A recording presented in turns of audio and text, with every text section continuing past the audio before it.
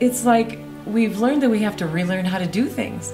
We're living with the conveniences of a throwaway society, but we have to ask ourselves, how did our parents do it? How did our grandparents do it when they didn't have all these things that they could just throw away? For a lot of kids, summer's a time to relax and maybe forget about your troubles, but for one group of students up at Incline High School, this summer was all about raising environmental awareness, and they did so by building a giant foot sculpture. Coloway News Now's Angela Chen's out there kicking it with the students, learning more about this project. Angela? Good morning, Pat. Well, the theme is recycling this morning, and the state just came out with the numbers, and for 2012, people in Nevada recycled more than 25% of their trash, which was the state's goal. Now, keeping in line with that Going Green ride, this is Ann Clark. She's the art teacher at the high school. Now, tell me a little bit about this project behind us and what inspired it. Well, first of all, recycling is not the first answer. We're thinking about refusing. What inspired this was I was talking with my students and seeing them coming in to my classroom with all their bottled water. We have wonderful tap water, and I don't know why we don't use it.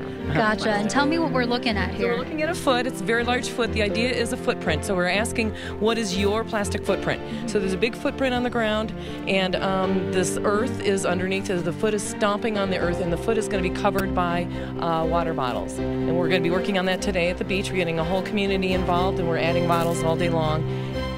And so I called Ann and asked her if she needed help. Yes. So I came not really knowing what she was trying to do except make a foot sculpture out of plastic bottles. The kids worked, we worked, and as the foot evolved, I became aware of what is happening to our environment with plastic, with one-use plastic, what we're doing to our landfills, what we're doing to our oceans.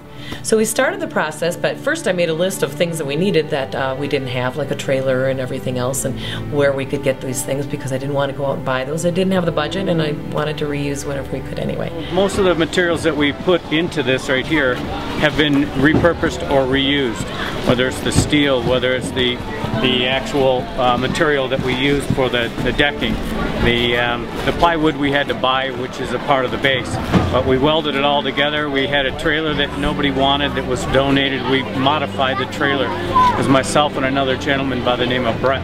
Hi, I'm Brett the welder.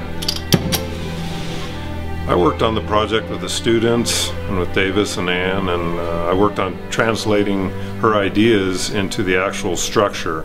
While they were kind of doing that structural welding part, we were in here on the computers looking up facts about plastic and trying to understand the problem ourselves more, because this is also now it's so happening and it's increasing and it's getting worse as we go along, and so it's been a learning process for everybody involved. It really helped me myself understand what plastic does to the environment, and then after I learned about the harm that it does, I got my family involved and my friends, and now they're more plastic aware as well, which is super awesome. We invited the third graders to come, and they helped build the earth, and so we struggled through that. We made 4 of those by the time we got it right, but they had fun, and that was the key. We all came together in the summer and we had some fun and we learned together. We all grew in our plastic knowledge.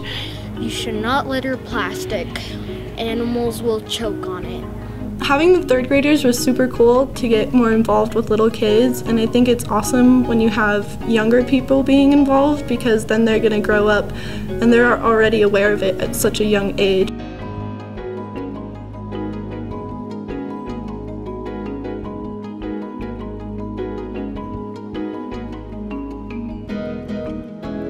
We want to get more community members involved, so we brought the whole project in the middle of the project, brought it down to the beach, to the local beach, and we set up everything. We brought our bottles, we brought all the wires that we're using to attach the bottles.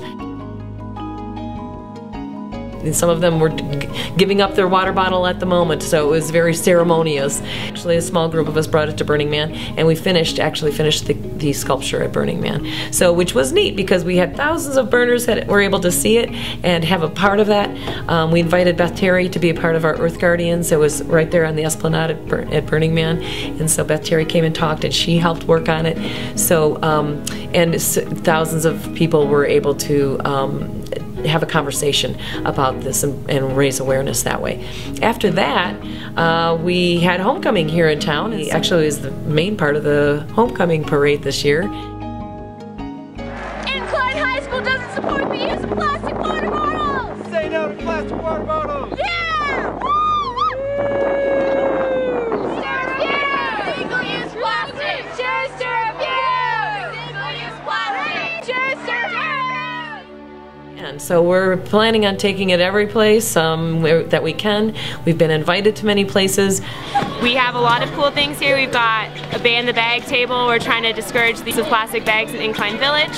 We've got this awesome plastic footprint right behind me that the Generation Green Club at the high school put on. Me and a couple of the Generation Green members, we helped attach bottles. We actually built the structure of the foot, built of chicken wire. We helped build the earth. We pretty much did a little bit of everything. So we've been going to these events and taking the Plastic Footprint Project, trying to raise awareness and helping people find solutions. So one of the things we've been doing is giving out hundreds of these water bottles, and it's something that you could do. Get yourself a reusable water bottle and have fun with it. I am so aware now of how much plastic is in our lives and how it's an integral part of our lives, but we've got to be responsible with what we're doing and how we're using it and what it's doing, because it's a petroleum product. Plastic photodegrades. Plastic gets smaller and smaller and smaller, but it never, never, never goes away. So I was talking with Captain Charles Moore about our bad habits, and he said, you know, bad habits are hard to break, but so are good ones. So it's about learning how to make our own things. It's about learning what to substitute for things that we're throwing away right now. It's about learning to choose sustainably and choosing to refuse single-use plastics.